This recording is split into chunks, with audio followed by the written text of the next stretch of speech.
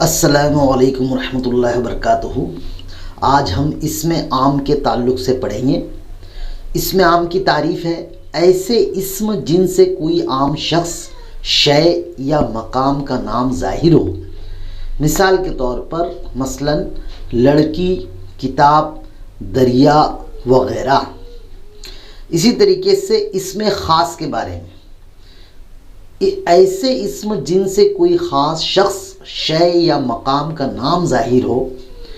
مثال کے طور پر مثلاً تاج محل، ہاجرہ، قرآن شریف، دریائے گنگا وغیرہ وغیرہ۔